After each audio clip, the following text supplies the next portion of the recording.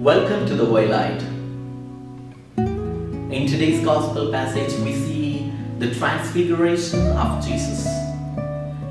We know already that Jesus had called 12 disciples, and out of these 12, he called 3, we can say specially chosen disciples, to the Mount Tabor to be witness to the transfiguration of Jesus.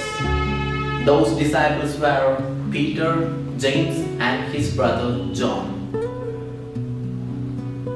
We know the incident. As they reached to the Mount Tabor, Jesus transfigured, and over there, these 3 disciples heard a voice from the cloud saying, "This is my beloved Son, listen to him. This is my beloved Son, listen to him." What had happened next? While they were coming down, what did Jesus say? "Don't tell these words to anybody before the Son of Man is risen from the dead." Don't tell this incident to anybody before the Son of Man is risen from the dead. But actually, these disciples couldn't understand the inner meaning of life after death. They were in dilemma. What is meant by life after death? Son of Man rising after his death. What does it mean?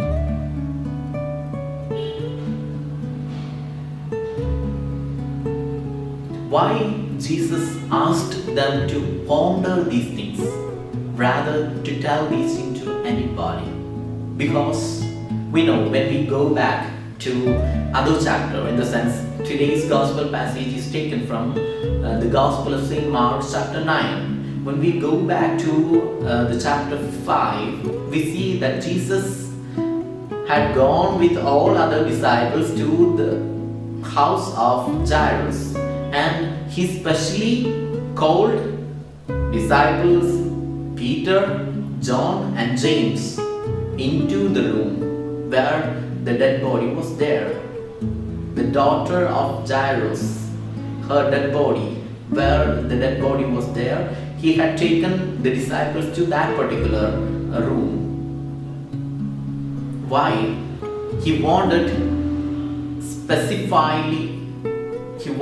them to know the meaning of rising from the dead specifically. And then when we come to today's gospel passage, through these incidents, Jesus was making them to understand certain things. As we move forward into the 11th chapter, what happens over there? The Sadducees comes to Jesus and ask certain questions with regard to life after death. We already knew that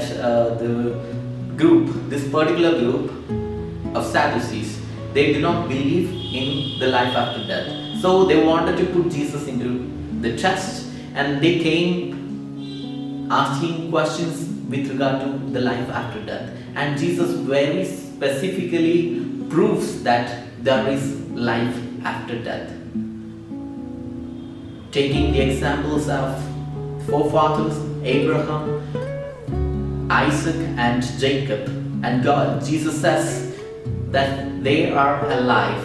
God is the God of living, not of death. Thus, Jesus proves that there is life after death. And why Jesus asked these disciples to ponder everything and do not say anybody these things? Because there are certain realizations, certain mysteries that is enthralled in our life situation. Through our life situation, we come to know certain inner meaning of these incidents. If we are telling to everybody, then we won't be able to understand certain meanings of the incidents. That's why Jesus might have said not to inform anybody unless the Son of Man is risen from the dead. The thing is that we should be like these chosen out of chosen. Jesus called 12, and he had chosen specially 3 in order to realize certain things. realize certain what is called mysteries. In the same way, let us also try to be chosen from chosen. So many are there, Christians. Christians means one who follows Christ. So many are there who follow Christ. And let us be chosen out of these chosen. Let us pray for this grace. May God bless us all.